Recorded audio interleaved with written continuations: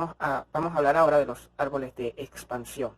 En el libro podemos encontrar, o en la clase podemos encontrar que los árboles de expansión son formas de grafos, o es un árbol de grafo que no tiene ningún ciclo y contiene las aristas mínimas o máximas. Estos problemas es realmente bastante común por motivos de querer minimizar los caminos o tener un árbol que me permita tener rápidamente, un grafo que me permita tener los caminos mínimos, o un grafo que me permita tener los caminos más grandes, o buscar dónde aprovecho más los caminos, pero sin tener que estar ejecutando mayor cantidad de algoritmos. Lógicamente esto se logra a través de distintos algoritmos. Nosotros no vamos a tomar en cuenta los caminos máximos, sino vamos a explicar los algoritmos como si siempre buscáramos el árbol de expansión mínimo. ¿Por qué? Porque vamos a notar que aplicar el algoritmo para el máximo es igual que para el mínimo, solo que cambiaríamos el argumento de búsqueda, es decir, en vez de buscar los menores pesos, vamos a buscar los mayores pesos. Entonces supongamos este grafo que yo tengo acá, yo coloqué todos los valores de forma arbitraria y vamos a colocar de forma arbitraria un grafo de expansión. Este árbol, a pesar de que yo lo generé de ninguna forma, está pensado para hacer un recorrido en anchura. Puede generar un árbol bastante común, pero no va a tener el costo mínimo. ¿Por qué? Porque puede yo no estar implicando las aristas con el menor costo, o mi recorrido no seleccionó realmente el menor costo, sino que fue dependiendo de cómo voy bajando en el árbol. Entonces, un árbol de expansión es un árbol que cumple con todos los conceptos del árbol, no existen ciclos dentro de realmente se va de un lugar al otro desde una raíz, que en este caso va a ser el A.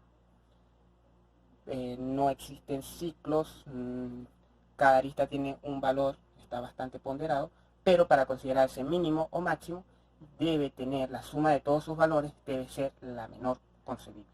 Es decir, la suma de todas las aristas acá. No es que vamos a generar siempre un grafo que arroje todos los caminos mínimos, sino que el peso o la suma de todas las aristas es la mínima y además conecta todos los grafos, es decir, todos los nodos, es decir, genera un árbol totalmente conexo con las aristas o con el peso mínimo en las aristas. Es decir, recorrer todo el árbol sería lo menos costoso posible. El algoritmo de Kruskal, ¿verdad?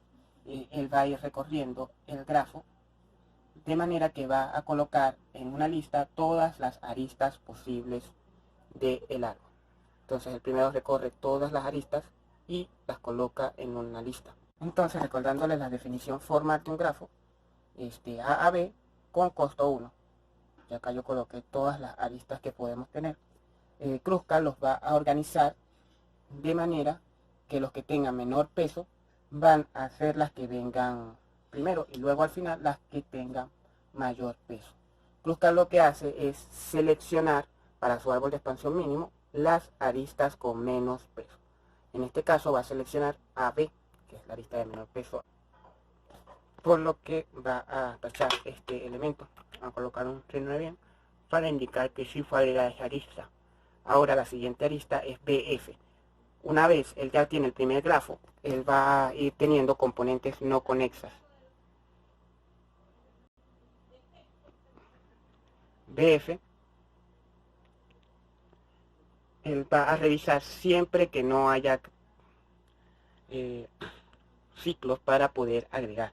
Por ejemplo, en el caso de AF, que es la siguiente que tocaría, vamos a notar que si yo conecto AF con esta, ya esta componente de acá quedaría en un ciclo, por lo que Kruskal evita o elimina este pequeño camino y continúa con el siguiente de menor costo, que sería AD. Entonces él va a seleccionar el siguiente de menor costo que no tenga ningún ciclo.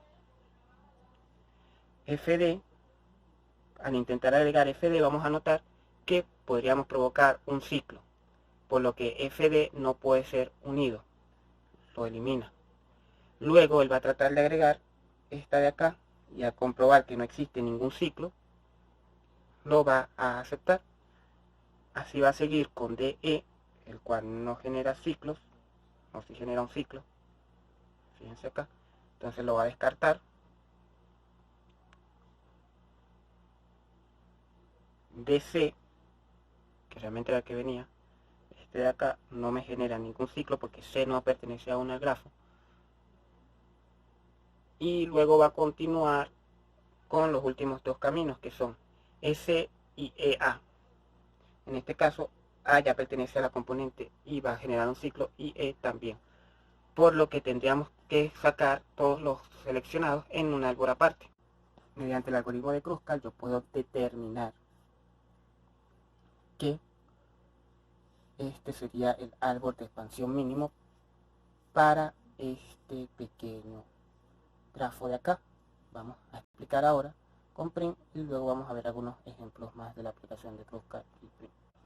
Como ya les había comentado, realmente un grafo puede tener distintas formas de generar el mismo o de generar un árbol de expansión mínimo.